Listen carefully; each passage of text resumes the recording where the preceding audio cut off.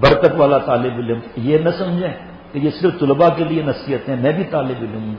مفتی اعظم مفتی رفیع عثمانی صاحب دامت برکاتہم فرماتے ہیں میں طالب علم تھا، طالب علم ہوں، طالب علم رہوں گا۔ جناب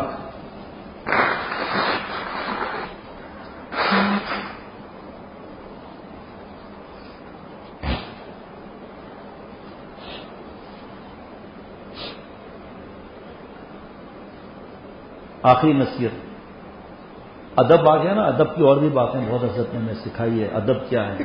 حضرت شیخ عبد القدوس گنگوئی رحمۃ اللہ علیہ کیسے بنے؟ بچے تھے، کیسے استاد کی دعائیں لی، کیسے استاد، ایک ہے والدین استاذ اور شیخ سے دعا کا کہنا، ایک ہے ان کے دل سے دعا کا نکلنا۔ یہ تو سب کو پڑھائیں گے، یہ نہیں کہیں گے تو نکل باہر یہاں سے، تو سب کو پڑھائیں گے۔ درجہ خامسہ کی ہے، کتابیں وہی ہیں، استاد وہی ہے، پھر کیوں جو ہے فیل ہو رہا ہے؟ پھر کیوں نمبر کم آ رہے ہیں؟ اس کے نمبر کیوں زیادہ آ رہے ہیں؟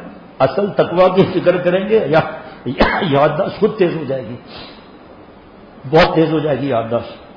بہرحال آخری نصیحت، برکت والا طالب علم، اللہ مجھے بھی برکت والا طالب علم بنائے۔ حضرت مجدد رحمۃ اللہ علیہ کی نصیحت کو حضرت کے ایک جملے میں پورا کرتا ہوں، فرمایا آنکھ بچاؤ، دل بچاؤ، جسم بچاؤ ہر گناہ سے، مولا کو نہ پاؤ تو کہنا اختر کیا کہہ رہا تھا، یعنی تقویٰ کے ساتھ رہنا ہے، ایک سانس اللہ کو ناراض نہیں کرنا ہے، نظروں کی حفاظت کرنا ہے، آنکھوں کا زنا نہیں کرنا ہے۔ قل للمؤمنین یغضوا من ابصارہم ویحفظوا فروجہم، آپ نبی صلی اللہ علیہ وسلم ایمان والے مردوں سے فرما دیں اپنی بعض من تقلیز یا اپنی بعض نظریں نیچی رکھیں، اپنی شرمگاہ کی حفاظت کریں۔ بابی، سالی، ممانی، چچی، ماموزہ، خالازہ، تیازہ، پھپھیزہ، باقی فیس بک یوٹیوب کیا بیچتے ہیں؟ اپنی تصویریں لگا کر گروپ بنائے ہوئے ہیں نئے علماء نے، سب کی بات نہیں کرتا، اور اس گروپ کے اندر مفتی اعظم پر اعتراض۔ میرا بیٹا ابھی پہنچنے والا ہے انشاءاللہ تعالی، الحمدللہ تخصص میں پڑھاتا بھی ہے، اس نے گروپ بنایا تھا، گروپ میں شامل ہوا تھا، بنایا نہیں تھا، گروپ میں شامل ہوا تھا۔ مفتی محمد نعیم صاحب دارالفتہ کے رئیس، ہمارے مفتی اعظم مفتی رفیع عثمانی صاحب کے شاگرد، مولوی فرحان کے بھی استاذ کا، بھیا ایک نصیحت کرتا ہوں اس گروپ سے نکلو ورنہ تباہ ہو جاؤ گے، یہ غیبتیں، یہ بہتان، یہ استاذوں پر اعتراض، یہ مسائل پر اعتراض، تباہ ہو جاؤ گے۔ روز رات کو دونوں بیٹھتے ہیں ماشاءاللہ کر، کب ابا جس دن مفتی نعیم صاحب نے فرمایا نا میں گروپ سے نکل گیا، اتنا سکون ہے کہ پوچھو مت۔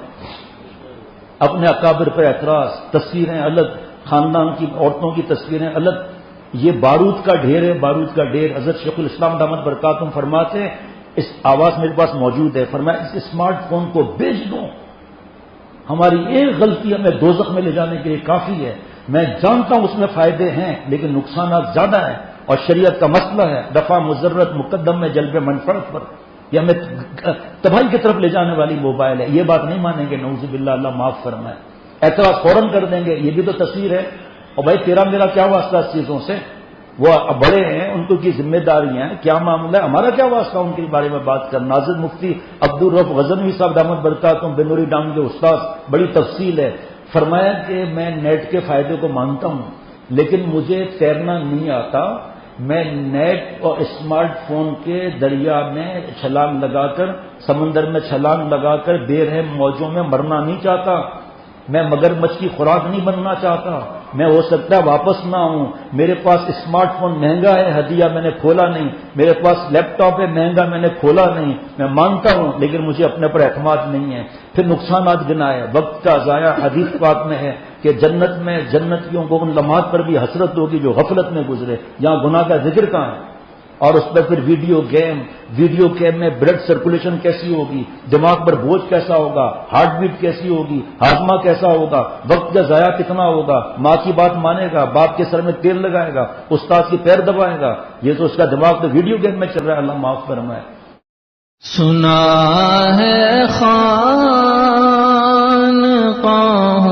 میں محبت کے خانے دیا کرتا